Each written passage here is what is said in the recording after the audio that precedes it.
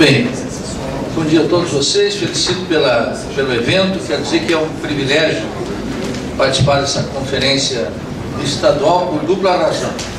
Em primeiro lugar, porque é uma característica da sociedade brasileira, e em particular da Universidade Brasileira, que a universidade está completamente distanciada dos problemas reais.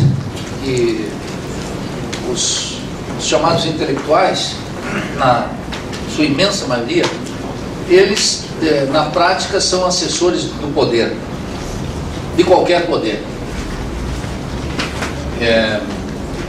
Daí que digo que é um privilégio, porque participar desses congressos, mesmo nós que assumimos uma posição crítica dentro da universidade e nos declaramos no campo do socialismo, mesmo nós que estamos com essa convicção política, ao estarmos trabalhando numa universidade cada vez mais integrada à ordem burguesa, nós nos afastamos dos problemas reais.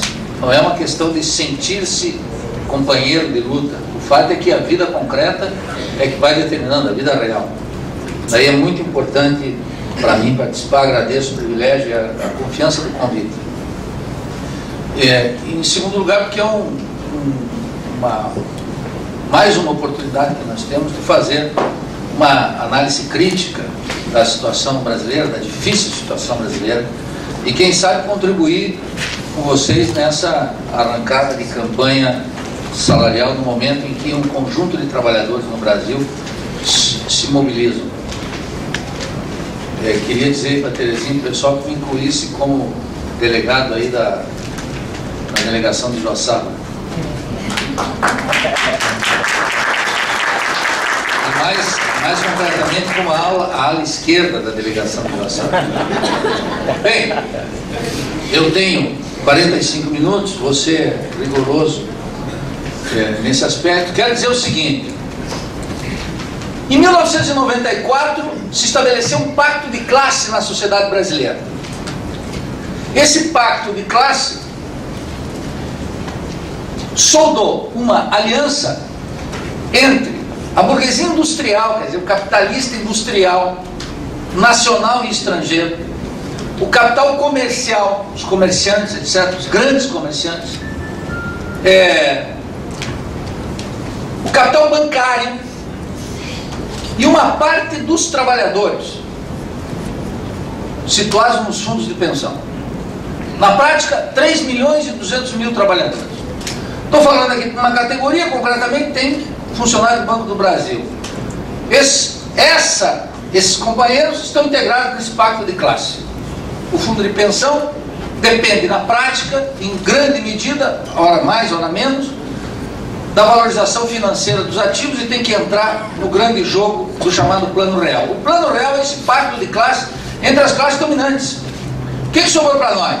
Para nós, todos os trabalhadores, sobrava o seguinte: ruim com o pacto, pior sem ele. Por quê? Volta a inflação. E a inflação, segundo dizia um sujeito mais conhecido de vocês, que é o Fernando Henrique Cardoso, é o principal inimigo do povo. Aqui, como tem gente nova, o pessoal não tem a memória da inflação. Isso é muito bom, porque agora o inimigo concreto é o salário, que é muito baixo, não tem inflação. Esse é o ponto. Então não tem que ficar uma bobagem repetindo que a inflação vai voltar e é pior. Isso é um cretino, declara imediatamente ele como um cretino. Entendeu? Alguém quer nos dividir concretamente. O assunto é, aquele pacto de classe envolvia uma forma de valorização do capital que foi gigantesca na época da inflação. Precisa entender isso. A inflação não é ruim para todo mundo. O idiota que me falar isso, eu declaro impostor já. A inflação é ruim para os trabalhadores e é muito bom para o capital. O capital acumula. Quem conhece a história do desenvolvimento capitalista brasileiro vai perceber que o sistema bancário brasileiro pegou musculação precisamente na época da inflação, na época da ditadura. Cresceu violentamente. O sistema bancário pegou musculação na época da inflação. O setor industrial se defende na inflação. O setor comercial se defende magnificamente bem da inflação. Os trabalhadores perdem. Mas isso não torna o mundo da estabilidade monetária um mundo semelhante ao paraíso para os trabalhadores. É nesse momento que os trabalhadores se defrontam com o fato concreto que os salários são estruturalmente baixos e tem uma tendência uma resistência gigantesca de subir. É isso que vocês vão encontrar na campanha salarial. Lucros exorbitantes, como disse o companheiro aqui, lucros extraordinários e uma resistência na mesa de negociação fantástica. A classe dominante inteirinha organizada, inteira de braço dado, para não permitir aumentos salariais. Bem, isso é a superfície, isso é o que qualquer um lendo o jornal entende. Agora é preciso entrar mais em detalhe para verificar quais são as forças que estão aqui comandando o desenvolvimento capitalista no Brasil. Então, esse é o fato. Aquele pacto de classe de 94 moldou os 8 anos do governo Fernando Henrique Cardoso, os 8 anos do governo do presidente Lula e o que vai da presidente Dilma. É esse pacto de classe que organiza a sociedade brasileira. Não é outra coisa. Quem quiser ver governo, não está vendo as classes, quais são os acordos entre as classes.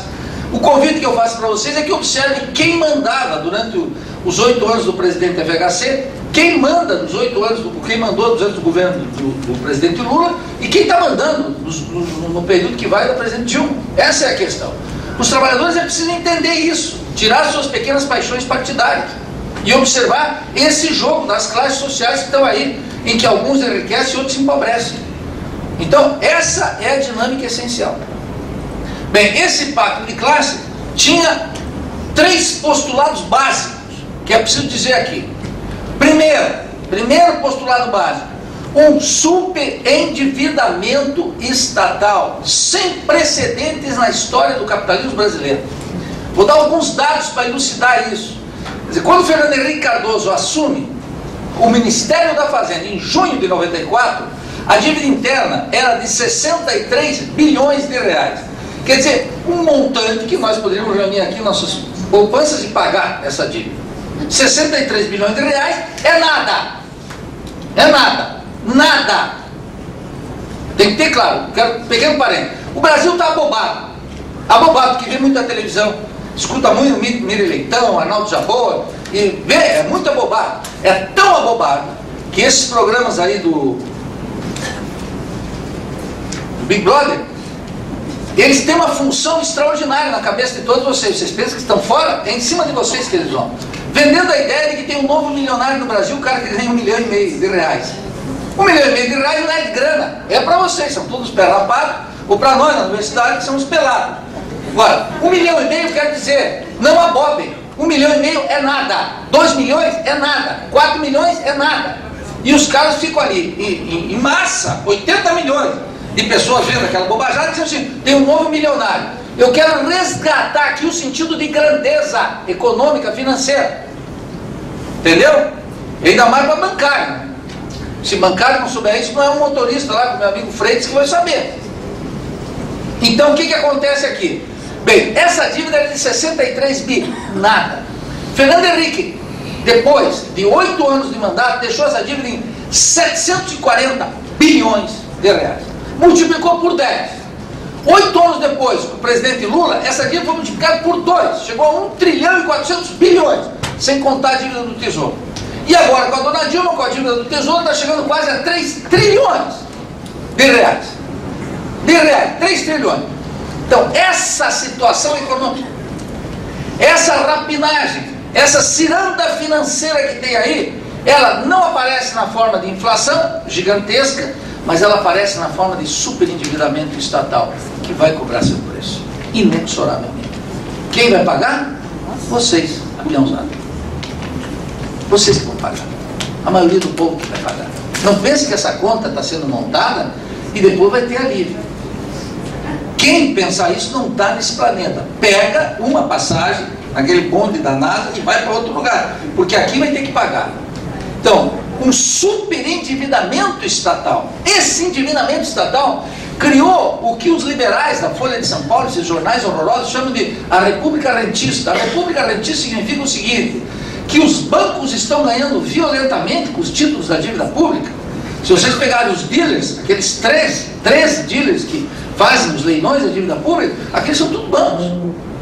Pega lá, entra na página do Banco Central, qualquer um coloca lá, vê a relação dos dealers, os caras que compram e vendem, porque vocês aí não podem ir lá comprar um título da dívida pública, eu não posso. tem que entrar num esquema financeiro que é um grande banco, autorizado pelo Banco Central, que especula com o título da dívida pública. Todo sindicalista tinha que entrar todo mês lá na Fazenda.gov, entrar no Banco Central e ler o boletim da dívida pública, para ver os prazos de negociação e os prazos de vencimento, quem é o proprietário, se é nacional ou estrangeiro, quem são os dealers, que não mudam, é aqueles 13 do grande sistema financeiro. É isso. O sindicalista antenado lê, o primeiro dado de conjuntura é o boletim da dívida do Banco Central. Por quê? Porque essa gigantesca carga tributária que a burguesia comercial reclama e a burguesia industrial reclama, ela não é feita para engordar o governo, aumentar a previdência social, melhorar a escola, dar saneamento, programas educacionais, infraestrutura, segurança, cultura, porra nenhuma. Ela é feita para uma coisa só: destinar essa carga gigantesca de tributos para os pagamentos dos juros da dívida interna e da dívida externa. Os dados são eloquentes a respeito. O último ano do segundo mandato do presidente Lula, 34% de toda a carga tributária, que é crescente, foi destinado para o pagamento de juros da dívida. Primeiro ano da presidente Dilma, 44%. E esse ano, no segundo ano foi 50%, e esse ano nós estamos rumando para destinar 50% de toda a carga tributária para o pagamento dos juros da dívida interna e da dívida externa. Então tem que dizer claro, o velho Marx, meu querido velho Marx, o teórico de todos nós, que ele queira vocês ou não, o Marx mostrou lá no Todo Mundo Capital que a carga tributária é alta porque a dívida é alta. Mas na imaginação da maioria da população brasileira, o que é? A carga tributária é alta porque o governo é incompetente, gasta mal, papapá, papapá, papapá. Essa historinha da televisão, do rádio, do jornal, da televisão todo dia.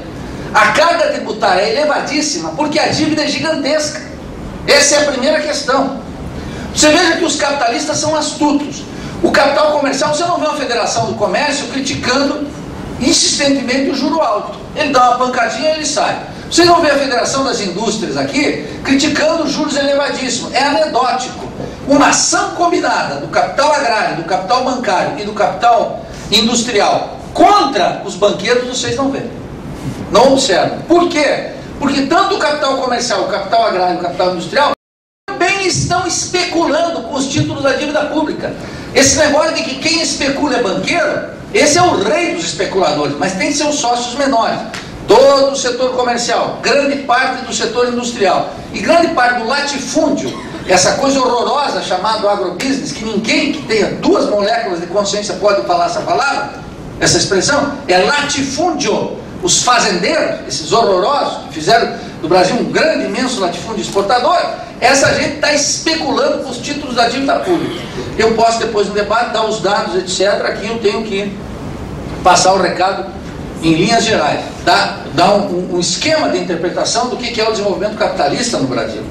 Então esse superendividamento interno é o que garante, em primeiro lugar, a chamada estabilidade monetária, o pacto de classe entre todos. Essa parte dessa dívida está metida nos trabalhadores, os 3.200.000 trabalhadores dos fundos de pensão. Meus amigos do Banco do Brasil, meu irmão lá em Joaçaba, e a rapaziada que está fora da austeridade. Para manter isso, para manter esse pacto de classe, tem que ter uma austeridade permanente sobre o resto do povo. Agora vocês imaginem, a população economicamente ativa no Brasil são de 106, 107 milhões de trabalhadores. 3.200.000 estão na festa.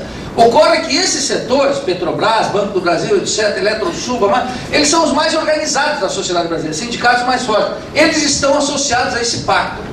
E, portanto, eles não estão conosco na luta. Eles não olham os sindicatos bancários, eles não olham a Federação do Comércio do Holanda, eles não olham os sindicatos motoristas do freio, eles não olham nada disso aí. Isso aí, eles até têm um olhar piedoso, mas eles não vão entrar na luta. Porque eles dependem de uma taxa de juros elevada, da remuneração e daquela festa da dívida pública. Então é muito comum, eu lembro meus amigos economistas, que eram economistas da CUT, etc., agora administram fundos de pensão. E acham que não tem moratória da dívida interna, como eu defendo. Uma moratória gigantesca da dívida interna. Se fosse para colocar o Brasil para crescer, produzir, etc., acabar, dinamizar o mercado interno, etc., etc., etc.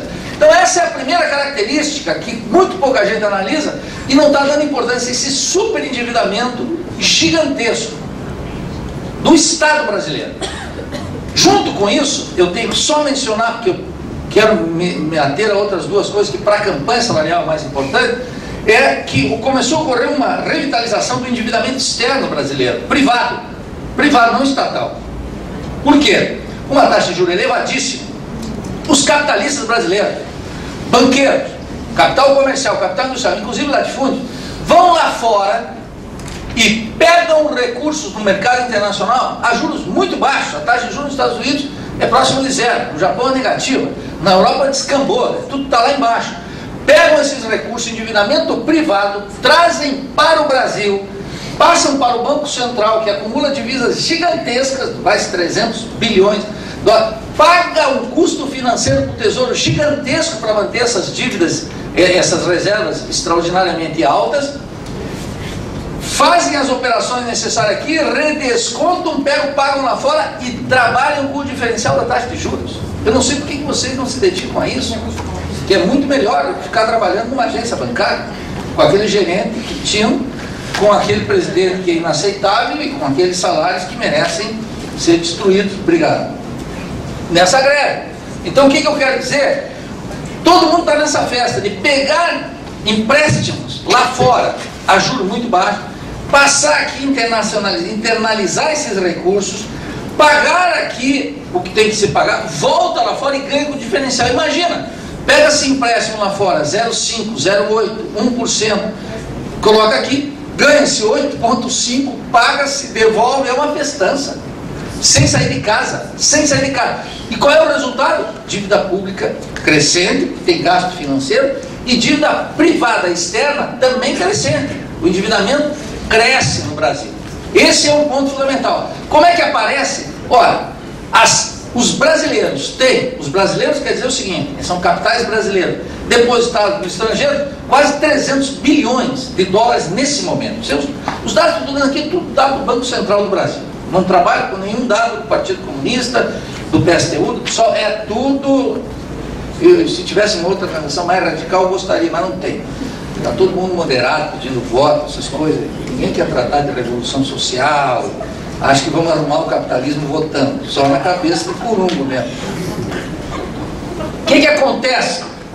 Acontece o seguinte. Então, esse superendividamento estatal, gigantesco, com custo financeiro tremendo, que obriga o Estado brasileiro a cortar direito. Então, o companheiro que abriu aqui, você viu, estava dizendo, olha, ameaça sobre a Previdência. Isso é permanente. Então, jogo duro contra as negociações salariais. Austeridade fiscal sobre municípios, sobre estados, etc. Observem como está o tratamento. Eu vou dar os dados. Nós precisamos, no mínimo, de 7, o nosso déficit habitacional é de 7 milhões.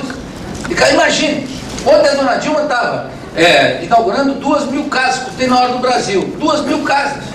E vejam como, o ano passado, os recursos destinados para habitação no Brasil, que é o programa Minha Casa Minha Vida, foi 0,02 do orçamento.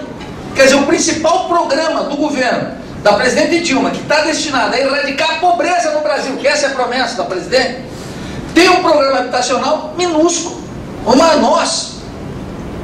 Percebe como é que é? Então, digo, isso nos dá, queiramos, e quero dizer aqui, ó, eu já vamos esclarecer esse troço aqui, porque tem muita gente. Eu votei na Dilma, fui antes era oposição a ela, durante o voto eu já estava na oposição e depois continuo na oposição. Eu só não queria voltar para a Idade Média com o Serra, Cardoso, mas isso não me faz perder a consciência. Esse governo não é dos trabalhadores, tem nada a ver conosco. Esse governo aqui é dos tubarões da sociedade brasileira, do sistema capitalista. Esse é o assunto. Eu votei, tenho que defender. Votei. A dinâmica do voto não muda. O voto eu só impeço pior. Quando bem nos vai. Quando bem nos vai. Esse é o assunto que está aqui. Entendeu? Então, a questão fundamental é que esse superendividamento exige cortes sistemáticos nas áreas sociais. Todos os programas, mesmo no governo que tem vocação com o povo e que não é um governo tipicamente neoliberal, etc., as ações sociais são pequenas. São pequenas. Absolutamente pequenas. Inclusive Bolsa Família. Num sistema capitalista, não tem que dar Bolsa Família, tem que dar emprego. O emprego, numa estratégia keynesiana, de Keynes, o Lloyd Keynes, defensor do capitalismo, é dar salário. Salário sustenta mercado interno. Só salário sustenta mercado interno. O resto é conversa fiada. Então, primeiro pilar, superendividamento estatal. Segundo pilar, característica do desenvolvimento capitalista brasileiro. O desenvolvimento capitalista brasileiro está baseado na superexploração da força de trabalho. Publicidade, nildiana. Esse livro aqui é o livro de um brasileiro extraordinário chamado Rui Mauro Marini. Chama-se Subdesenvolvimento e Revolução. Pela primeira vez, depois de 40 anos, está sendo publicado em português. Saiu em francês, em italiano, em espanhol, está na 14ª edição, em inglês, em tudo quanto é idioma tem. Era um brasileiro, exilado, pela primeira vez. Nós estamos publicando lá pela universidade o livro do Rui Mauro Marini, estamos vendendo aí a preços módicos, que até um bancário pode comprar. Essa aqui, ele explica, o Rui Mauro explica, por quê? Porque o desenvolvimento capitalista brasileiro exige um padrão de exploração da força de trabalho gigantesco. Então qual é a conversa aqui? Entrando num assunto mais delicado, importantíssimo, que tem a ver diretamente com você. Uma resistência gigantesca no salário. A ideologia dominante criou uma conversinha que muitos de vocês reproduzem, que é a ideia de uma new middle class, uma nova classe média tem aí. E tem uma nova classe média. Os intelectuais falam, os políticos falam, etc. Mas ninguém quer participar dessa nova classe média. Eu, por exemplo, como professor universitário, não quero. Por quê? Porque a nova classe média ganha.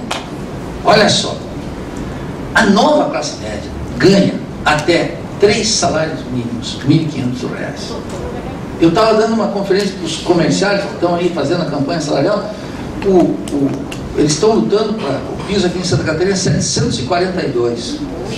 70% de rotatividade no comércio. Por isso vocês vão no supermercado, aqui em Floripa, já vai no supermercado, tu não conhece mais o caixa. Cada 15 dias muda tudo.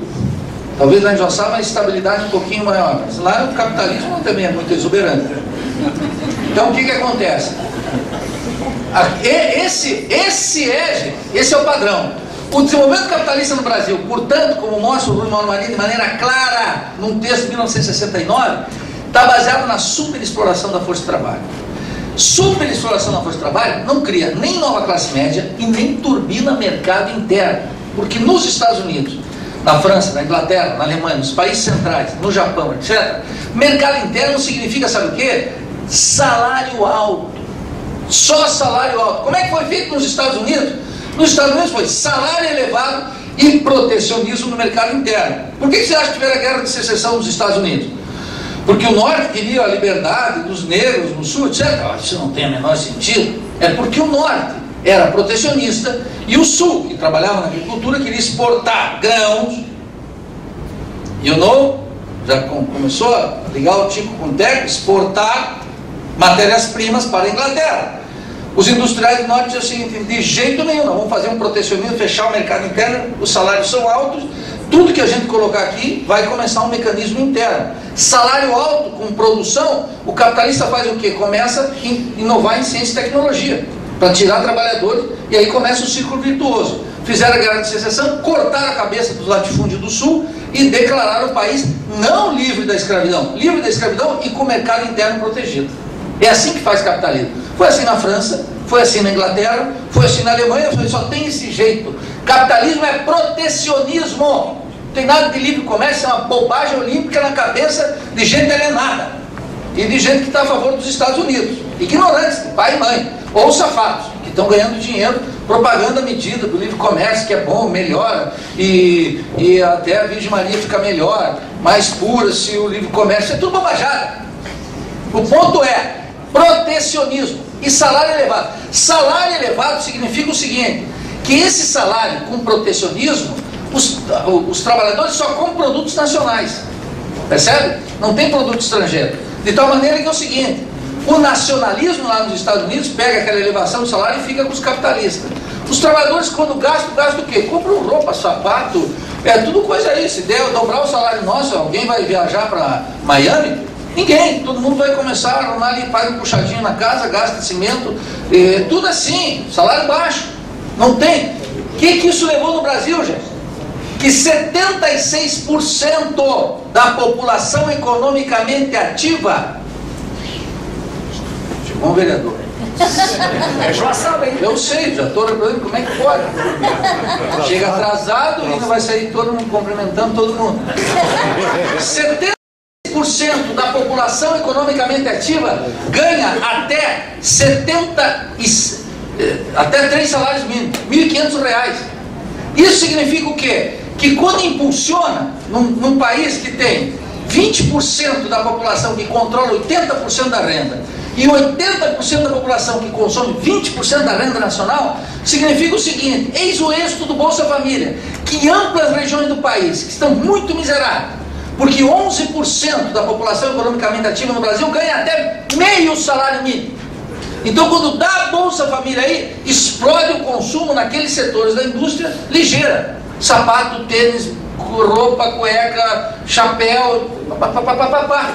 Bom, o que acontece? Expandiu o consumo. A outra coisa é dar um empréstimo consignado, e aí o que acontece? Aparece o superendividamento das famílias, que o companheiro mencionava aqui na abertura. Por que o superendividamento das famílias? Porque o salário é baixo. Não é que o sujeito é irresponsável, vagabundo, não, salário baixo. Escuta, o superendividamento é uma característica do desenvolvimento capitalista nos Estados Unidos. Família, estados e municípios superendividados. Cartão de crédito nos Estados Unidos funciona, porra. Não é essa experiência bocó nossa. O cara vai lá no negativo, ele já se corta tudo. Lá nos Estados Unidos manda bala, senão não tem capitalismo. Crédito expansivo violentamente. O crédito aqui não pode ser assim. Por quê? Porque tem que manter o padrão de superexploração e salário baixo. Salário baixo, então não tem crédito elevado. O que os economistas, com esse sentido poético extraordinário, eles possuem um voo de galinha. Dá um golinho e vai outro. E aí, quais são as medidas do governo? As medidas do governo é contemplar a multinacional. Tiram o imposto do IPI das máquinas, dos carros, etc. Isso é apoio à multinacional, não é apoio à expansão do mercado interno, pô. Quero dizer para vocês, tem empresa multinacional e é um horror para o Brasil. Um horror. Só idiota para pensar que empresa multinacional é bom, que capital externo é bom. É péssimo. Vai lá, pega o balanço de pagamento e vê as remessas de lucros e dividendos das empresas para fora. Monta um rombo no balanço de pagamento, que aí a saída do governo é levar a taxa de juros, atrair capitais para fechar o balanço. Isso é uma idiotice completa. Para nós, é uma idiotice. Para a classe dominante brasileira, é uma forma de enriquecimento gigantesca e confortável. Então, esse é o ponto.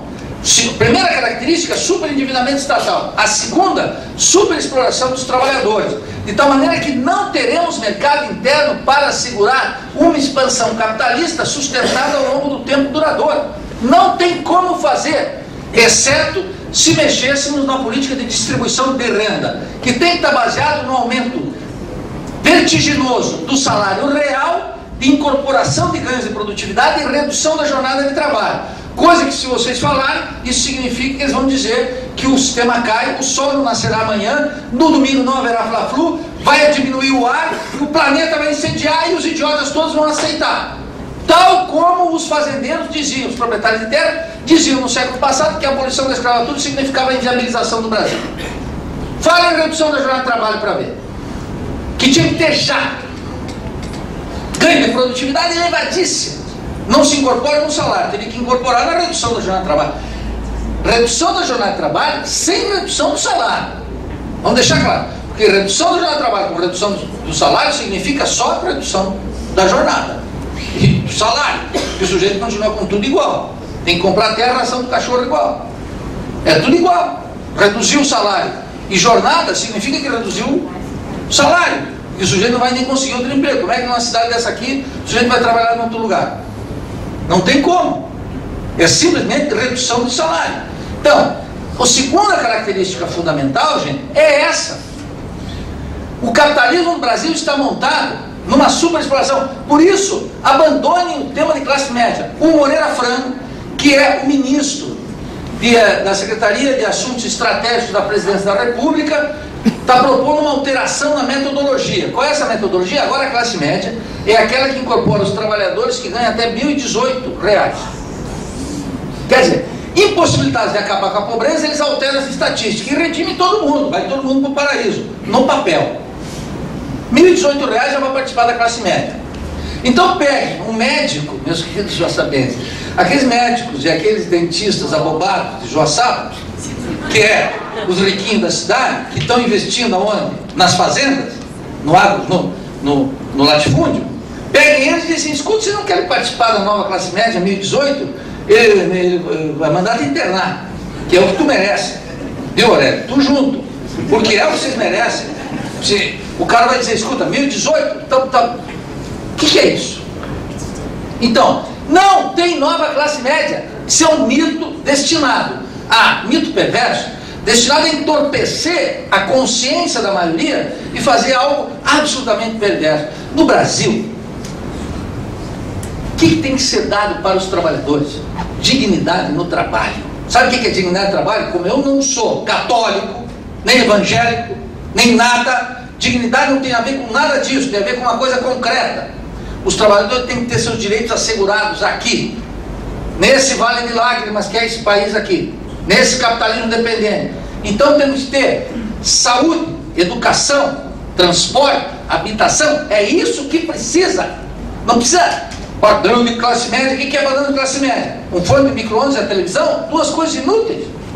Contra a consciência dos trabalhadores, imitando um padrão de consumo from the United States. Da onde saiu isso? O que os trabalhadores precisam? Ter água encanada. Então precisa até acabar com o problema do saneamento básico no Brasil, que é uma desgraça. Precisa ter um programa habitacional que, no espaço de um governo, elimine o déficit habitacional de 6 milhões de casas. Precisam fazer de maneira urgente. Entendeu? Dá uma tremenda dignidade aí. Precisa levantar a escola brasileira, que é uma calamidade, do jardim até o pós-doutorado, que é uma merda. Que escola vocês acham que os filhos de vocês têm? Uma escola de 5ª categoria? De 6ª categoria? Uma escola, eu estou repetindo aqui o Darcy Ribeiro, hein? Um sujeito da autoridade. A escola brasileira é uma calamidade, uma desgraça, uma porcaria. Não é apta para levantar o Brasil como nação. É inútil para dar formação. Os melhorzinhos vão e vão para os States. A elite brasileira está mandando seus filhos estudar lá fora. Você acha que ela bota aqui? Você acha que ela bota seus filhos aqui? Em que planeta vocês se encontram? Ela manda os filhos lá para fora. A elite brasileira não submete aqui. A fileirada é essa escola. Ela faz uma escola para entorpecer a maioria, a consciência da maioria. Ninguém está tocando o ponto essencial da escola brasileira. Então não tem escola. E nem vou falar do sistema de saúde, que é uma desgraça para a grande maioria do povo. Então o que nós precisamos? Nós não precisamos um estilo de vida da classe média, consumir carro. Nós precisamos elevar o padrão estrutural da classe média, que o sujeito coma mais, pense mais, tenha saúde, educação, habitação, segurança e cultura. É isso que precisa. Aí teria que inverter totalmente o manejo do orçamento público, mas isso é intocável para a elite no poder, com Fernando Henrique, com Lula ou com Dilma. Igual. Por quê? Não muda o essencial. Pega o trabalho do orçamento para ver como é que funciona. Então, super endividamento com super exploração da força de trabalho. Consequência do mercado interno sempre restrito. Qual é a alternativa? A alternativa é uma economia exportadora. Outro conceito fundamental do meu guru Rui Mauro Marini. Brasileiro, mineiro, banido pela ditadura, 21. Escreveu esse livro aqui, deu 21 anos de exílio para ele. Agora nós escrevemos um livro lá e subimos na carreira. E essa é a diferença do intelectual comprometido com a Revolução Brasileira e o intelectual que quer se dar bem, aparecer na mídia. Entendeu como é que é? É concreto, não tem muita conversa fiada. É assim que se faz. Então o sujeito identificou o quê? O capitalismo no Brasil, ao contrário do capitalismo dos Estados Unidos, ao contrário do capitalismo europeu, com exceção da Alemanha agora que a gente teria que discutir, ao contrário o capitalismo se desenvolve com o mercado interno, não é na agricultura de exportação, não é na economia exportadora. Então ele diz assim, aqui se consolidou uma economia exportadora que é um escândalo. Uma economia exportadora, sabe por que é? Porque o capitalismo no Brasil, com salários baixos, os capitais para se valorizar têm que sair para buscar uma complementação fora. Daí o que eles fazem?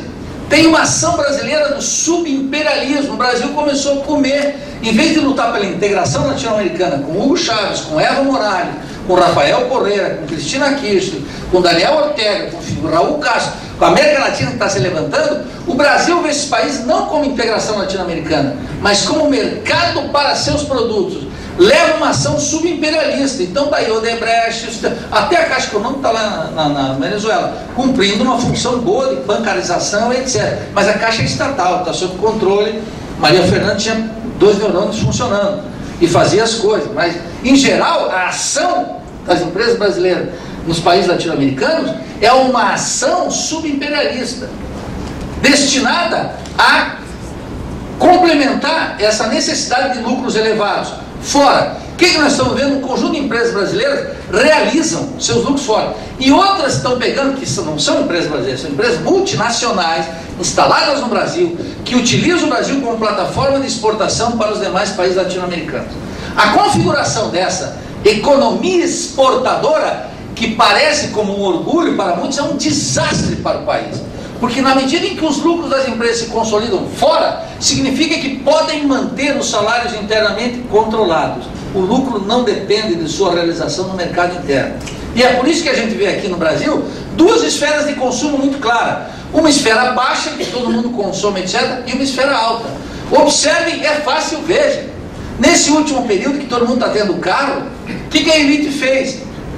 Vejam a entrada dos importados no Brasil. 550, 600 mil veículos por ano. Manda vir no importado. Ah, o Jaci já comprou um carrinho? Ah, então o banqueiro disse, o Jaci já está de carro e manda vir um BMW.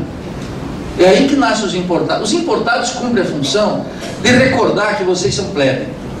Quando a gente compra um carrinho, os outros já estão no andar de cima. E a bocosada vai tudo atrás já pensando no importado. Entendeu? É esse o assunto. A diferenciação social aí, a marca de classe colocada nisso é muito clara. Tem uma função muito clara, muito bem estabelecida. E a parte de cima, então, tem 2 esferas de consumo. Um consumo de massa, de péssima qualidade, etc., submetido, péssima qualidade, não digo só que o produto da rua é a moda jeca, brega, entendeu? Põe aí. E uma esfera de cima, que é o alto consumo da burguesia. Aqui em Floripa, por exemplo, é evidente, né? Surgiu um novo setor da economia, que é a produção de barcos. Vocês viram a produção de barcos? Que quando o pessoal já comprou uma bateira, a rapaziada disse, de bateira não dá mais, vamos de barco. E comprou um barquinho de 15, 20, 60 pés, o outro disse, vamos ter que fazer um super navio. E vai a diferenciação social. Tem que ter claro que não estamos todos no mesmo barco. Ou se estamos no mesmo barco, tem o andar de cima e tem a rapaziada que vai lá para baixo, que são vocês. Entendeu? Por que eu digo isso nos sindicatos bancários? Porque isso eu não preciso dizer nos sindicatos motoristas, porque lá todo mundo se sente peão. Mas tal como os bancários, nós professores universitários, não queremos ter vínculo com o povo. Nós achamos que nós não somos muito do povo. Vocês, na boa, eu digo aqui porque é o que eu vivo lá na universidade também, estou falando de nós. Nós não somos muito do povo. O povo é um pessoal burro. O povo é um pessoal meio alienado. O povo é um pessoal aí meio mestiço. O povo é um pessoal meio jeca. Nós não. Imagine, a consciência de classe, de povo entre nós, é muito rarefeita. E isso faz muito mal para a categoria. Isso cria ilusões na categoria. Ilusões de que nós não somos assim, que veja que não está tão ruim, que não sei o quê. Isso afrouxa na luta, dá menos radicalidade, dá menos conquistas, dá menos consciência, faz muito mal para o Brasil. É esse negócio de todo mundo querer ser simpatiquinho, entendeu? Eu já tenho aqui, eu já disse, é a última vez que eu venho, por isso que eu vou dizer tudo que eu penso. Concretamente, fodam-se. Claro, não vim aqui para contar historinha, não estudo para vir contar historinha para vocês. Entendeu? Isso aqui demora estudo, trabalho duro, para ver identificar as tendências, aquilo que a mídia não conta. Entendeu? Claro, também não tenho televisão em casa, nem leio Veja. Tem gente aqui que tem televisão em casa e vê a Veja. Lê. É um cubo, tem que ser expulso do sindicato. Lê o Veja, expulso do sindicato. Claro, o cara tem que ser expulso do sindicato. Então, essa é a terceira tendência, pessoal. A terceira tendência que é? Cria-se uma economia de tipo exportador, que o brasileiro comum acha que é muito bom, o Brasil está exportando. O idiota não sabe nada da economia. É um analfabeto da economia. Ele sente orgulho como superávit comercial. Qual é o resultado? O resultado é o seguinte: o superávit comercial, esse de produção, exportação de produtos agrícolas e minerais, dá 100 bilhões de dólares ao ano. Só que o déficit no setor de alta tecnologia dá 120, 124. De maneira que nós temos, dá 85 bilhões, de maneira que o superávit comercial é muito pequeno. E o superávit é em cima do quê? Expansão da fronteira agrícola, crimes ecológicos, assassinatos de líderes camponeses, que é gigantesca durante todo esse período. Agrotóxico, o Brasil é o país que mais consome agrotóxico no mundo. 6 quilos por habitante ao ano. Estão se envenenando, comendo merda. E estão contentes. E vem aqui para esse hotel ainda. Esse é o assunto, pô. E o que faz? Cancelou a reforma agrária. Veja que o MST está fora de qualquer coisa. A ampliação da fronteira agrícola é uma loucura. O Brasil for exportation. Porto. Tem que melhorar a infraestrutura portuária. Para quê? Para construir riqueza aqui e mandar para fora, alimentar vaca lá na Europa? Soja? Ou a demanda chinesa? Estão lá onde? Estão loucos? Isso não faz um bom bem para o país. Isso é um horror. Esse caminho, nós temos que sair desse caminho. Se fortaleceu quem? Um setor de classe que já era muito forte, o latifúndio. Se cancelou a reforma agrária no Brasil e basta ver, em todos os governos, do presidente Cardoso, do presidente Lula, do presidente Dilma, a quantidade de recursos destinados para o latifúndio, isso que eles chamam amistosamente de agrobusiness, e o que foi destinado para a agricultura familiar. O contraste gigantesco. Esse é o ponto. Então, a anulação do mercado externo significa uma economia exportadora. Isso é que está aí. Bom, isso ia muito bem até o momento em que a exportação de produtos agrícolas e minerais tinha uma elevação no mercado internacional. Começou a perder o dinamismo. E o Guido Mantega declarou ontem, no valor, estou terminando, declarou ontem, no valor, que a crise atual é pior do que a de 2008. A de 2008, na verdade, é a mesma crise, é uma crise estrutural do sistema capitalista, que continua se desenvolvendo de 2007, 2008 para cá, e que não tem saída. Por que não tem saída? Porque dentro dos Estados Unidos, na Europa e no Japão, eles estão salvando os bancos. Em primeiro lugar, todos esses créditos concedidos pelo Bundesbank, pelo Fed nos Estados Unidos, é recurso que vai diretamente do contribuinte para salvar bancos, não é para estimular consumo da massa nos Estados Unidos ou na Europa. O Keynes já mostrou claramente isso. Diz, olha, os banqueiros são perversos. Os banqueiros têm uma propensão ao suicídio. Dizia quem? Eu nem vou dizer o que o Marx dizia. O Marx sabe o que dizia dos banqueiros? Honoráveis bandidos. Você pode ver um banqueiro. Vocês têm ódio dos banqueiros? Quem tem ódio dos banqueiros aqui? Levanta a mão. Está vendo? Vocês não têm ódio dos banqueiros? Não tem 10%? Como é que vocês vão ganhar alguma coisa? Tomara que vocês tirem 1% nessa poupança. É o que vocês merecem. Sujeito que não odeia banqueiro, entendeu? Ódio mortal de banqueiro, é um fracassado na vida.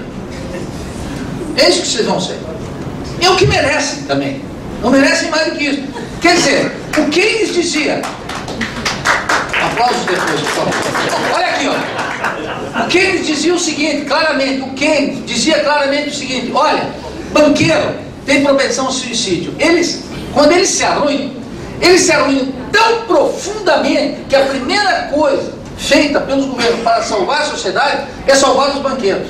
E é o que está acontecendo na Europa e nos Estados Unidos. Trilhões de dólares e de euros destinados a salvar bancos, não destinados a salvar a economia, não destinados a recuperar o consumo popular nesse país, não destinados a fomentar os gastos sociais do Estado e infraestrutura. Acabaram. Nos Estados Unidos, gente, 44 milhões de gringos não têm plano de saúde. Sabe o que é isso? Não é que nem lá. Lá um gringo, um estadunidense, é um cara que tem que ter plano de saúde. O pai dele tinha. Ele tinha. Não é que nem nós. Entendeu? Os latino-americanos. Então esse é o assunto. Essa intervenção estatal não se dá para a reconstrução dos serviços públicos, não se dá para a ampliação do consumo, se dá por uma única razão, para salvar os bancos. Por isso que os bancos ganham trilhões do Estado e não fomentam o consumo e não abrem o crédito. E não dão emprego. E não dão emprego, claro. Para que vão dar emprego, Aurélio? Só na tua cabeça para dar emprego, Aurélio. Não vão dar. Não tem como. Esse é o ponto. Então veja, essa crise estrutural esgotou as possibilidades. Daí que o seu Guido Mantega está dizendo o seguinte: cuidado com os aumentos salariais. Falou antes de ontem no valor. Guido Mantega foi lá e disse: pá, olha aqui, ó, cuidado, muito cuidado. A crise atual é pior que a de 2008, portanto, freio de mão puxada. Então, o que o Guido Mantega disse? Para todos que estão em campanha salarial, endureçam. Não é hora agora de afrouxar. Eu estou falando aqui porque nós estamos em uma greve, nós professores universitários. E a Dilma já disse, vamos dar aumento para os professores e para os militares. Já disse 2 vezes, mandou o Luiz Mercadante para ir certo essa greve. Mas a parcimônia é violenta, porque ela diz e o Mantega vai segurando. E quem manda é o Mantega. Não tem conversa, não tem história. Entendeu? A Dilma é meio faca na bota, mas ela está por baixo da economia política. Não tem. Esse pacto está por cima dela, está por cima de todos nós. Temos que desmanchar esse pacto. Quando não desmanchar esse pacto, não tem. Então, veja, essa crise estrutural vai começar agora a cobrar o preço dos países periféricos, dos países latino-americanos como os nossos. Isso significa algo terrível. O endurecimento nas campanhas salariais, você não tem que ter uma organização de base muito mais forte, um grau de consciência muito mais forte, uma persistência muito mais forte, uma unidade muito maior, para poder arrancar alguma coisa. Esse é o contexto. Está desmontando aquele pacto de 94. Não adianta, eu digo, olha, tomara que a crise se aprofunde, porque só com a crise se aprofundando, aquele pacto se desmancha. Mas isso aqui não adianta, torcer não adianta, economia não adianta, entendeu? Aliás, eu vendo meu Flamengo, nem torcendo adianta. Você torce, mas não adianta. Na economia, pior ainda, não adianta torcer, ela tem um automatismo, está para além, por isso que não adianta, eu quero que dê certo, eu quero que dê errado, isso é bobagem. O cara que diz que quer que dê errado, o cara que dê certo, então, os dois furados. Tem que analisar, são forças que estão além da nossa vontade. Crescem, tem um automatismo. E esse automatismo está consumindo todas as energias daquele pacto de 94. Vai desmanchar aquele pacto de 94. E vai colocar uma condição melhor para os trabalhadores, em que sentido? Que aquele pacto se desmancha, se os trabalhadores tiverem maior grau de consciência, organização, unidade, perseverança, podem interferir na crise positivamente, se não são engolidos por ela. Porque a classe dominante se desestrutura, mas a classe dominante tem um sentido de bolso que ninguém tem. Eles, quando baixou um realzinho aqui, eles já se unificam todos. É automático. É da Constituição, é do DNA da classe dominante. Daí a importância de todas essas greves. E ia concluir com uma coisa. Esse ano eu fui chamado para sindicato, para dar exposição sobre conjuntura e economia, já umas 6 ou 7 vezes, e fazia uns 3 anos que isso não acontecia. Isso quer dizer que a luta de classe está esquentando, não com a temperatura que eu gostaria, mas já é alguma coisa. Muito obrigado.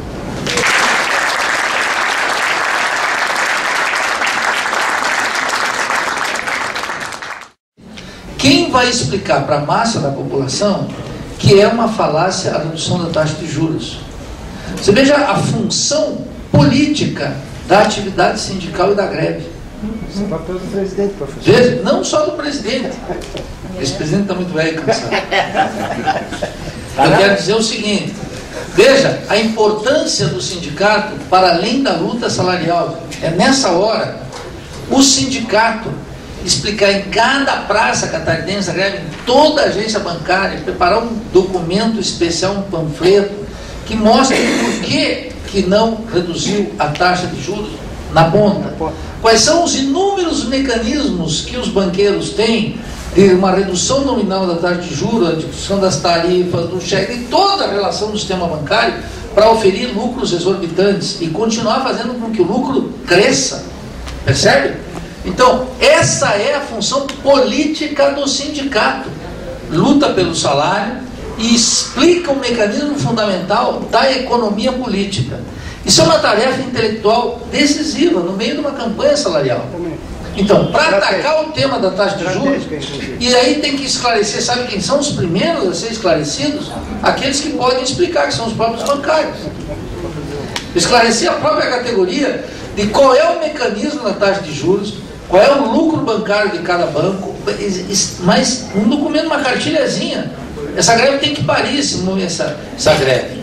Essa campanha salarial tem que parir um documento sólido que o primeiro que se instrumentalize seja um bancário. Porque aí ele pode multiplicar a opinião. Vocês podem, se eventualmente tiver uma greve, aqueles 3 ou 4 dias de uma greve, tomara que seja mais radical possível, que pare o sistema bancário, o sistema de computação, que vocês tenham multa nos tribunais, e seja uma greve de fato, uma pancada no sistema, que paralise o sistema, porque essas greves não paralisam o sistema, vocês sabem, tanto quanto nós. Isso aí não paralisa o sistema. Incomoda um pouquinho, mas tem o caixa, eu faço tudo lá no eletrônico, velho. Aliás, eu nem sabia que vocês existiam mais. Durante a greve? Quando eu fui convidado, eu fiquei estarrecido. Digo, pô, eu vou falar para quê? Para aquele caixa eletrônico? Eu acho que foi uma conferência para caixa eletrônica. Você fazia isso durante a greve? Fazia durante todo o tempo. Durante a greve. Você, claro, pô. Escuta, não sou... Aqui, ó, eu sou intelectual, não sou bancário. Vem aqui. Estou falando para vocês não confiar em nós. Não confia em intelectual. Intelectual é tudo vendido. Se vende, eu sei como é que é, meus parceiros. Estou dizendo. Não tem conversa. Então, eu quero dizer, Zé, tem que ter um documento sobre isso sólido. E olha, eu lembro que o último documento que eu li sólido do sindicato é do Sindifisco. Que vocês sabem, é um sindicalismo de altos salários. O inicial é 12 mil reais. Eu tive agora, na campanha deles, fiscais da Previdência, Polícia Federal, eu fui lá dar uma exposição semelhante a essa, mostrar o que estava em jogo, eu fui vendo o que é. O inicial é 12 mil. Percebe? Essa gente. Eles param os portos.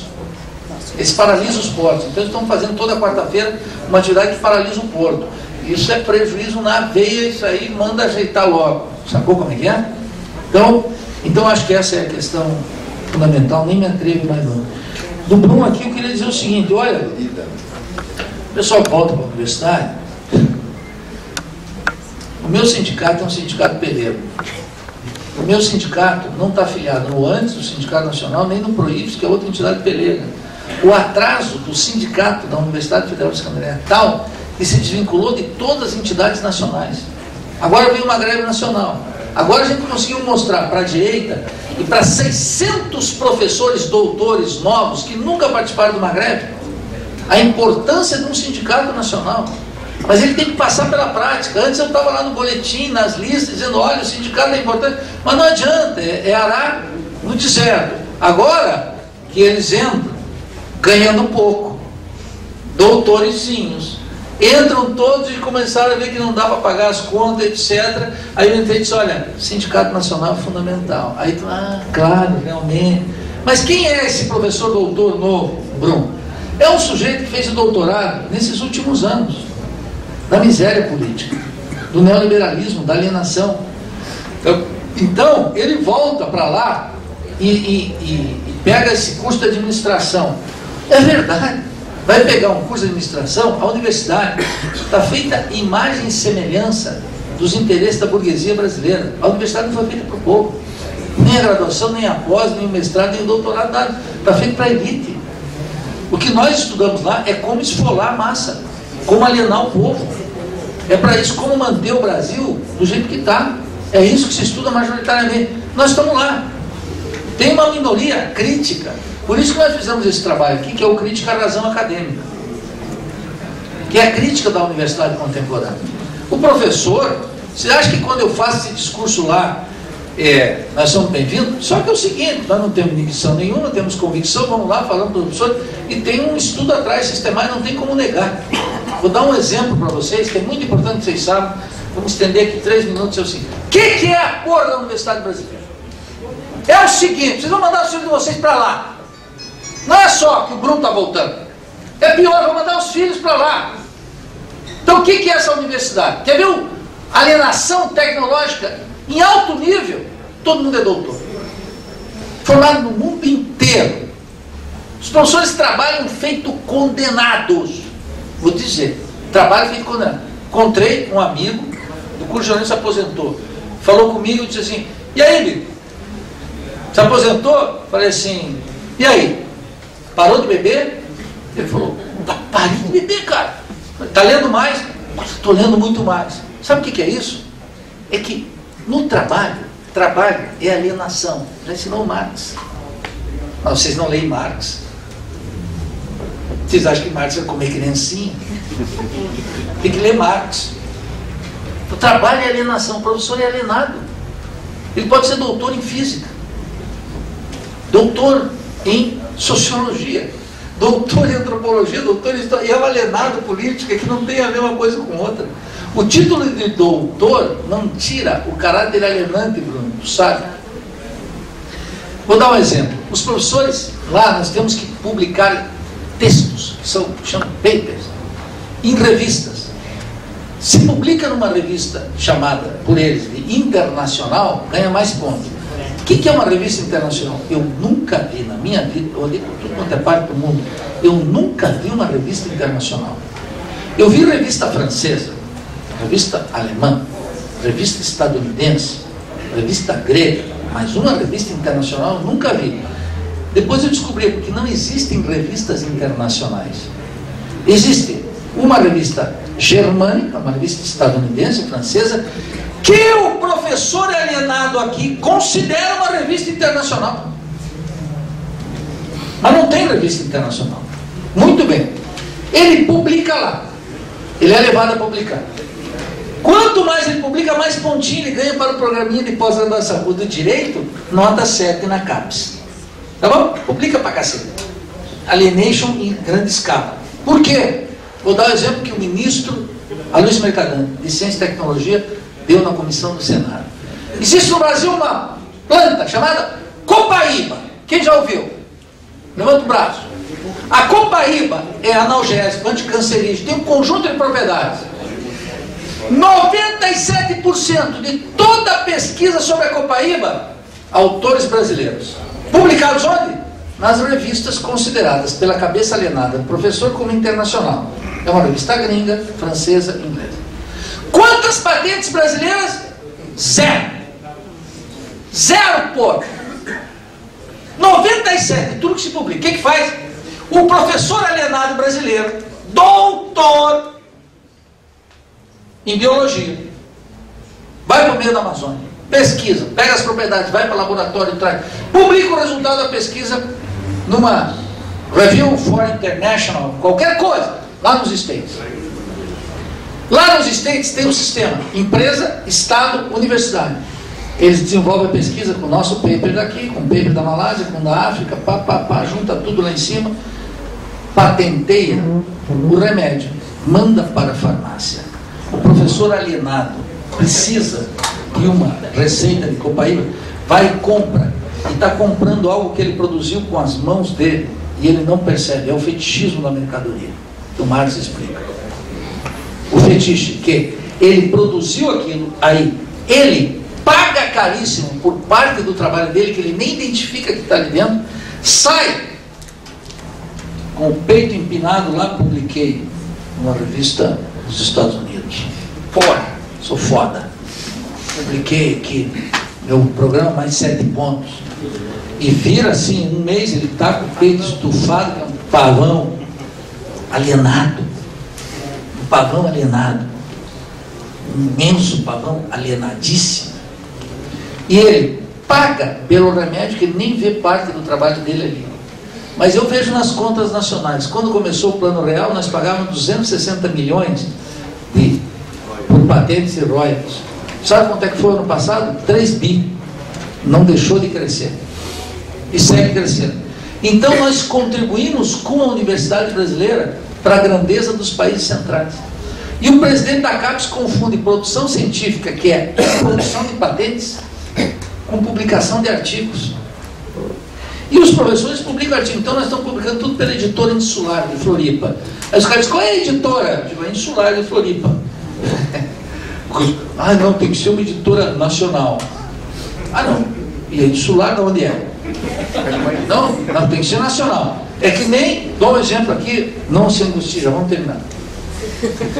Quando eu descobri um grande escritor, que é Zé Lins do Rego, eu descobri há 2 anos atrás. Comecei a ler o Zé Lins do Rego. Extraordinário, menino de engenho, tudo fogo morto, tudo isso, o Jardim Mimoso Eterno, tem que ler, esse cara é maravilhoso. Ele tem ele é católico, já um horror, mas é um grande escritor. Eu tiro esse negócio, essa bobagem dele, do catolicismo, jogo tudo para fora. Mas é um grande escritor. E ele escreveu um livro, eu fui atrás dele, que escreveu um livro, Flamengo é Amor. Eu fui ver, Flamengo, fui ler o livro, eles iam para o Maracanã se esbofetear com os caras, Academia Brasileira, um grande escritor. Aí eu fui ver o que é a USP dizia dele. A USP diz que ele é um escritor regional, que ele é lá do Nordeste. Eu disse, escritor regional? E os paulistas são o quê? Não, isso são nacionais.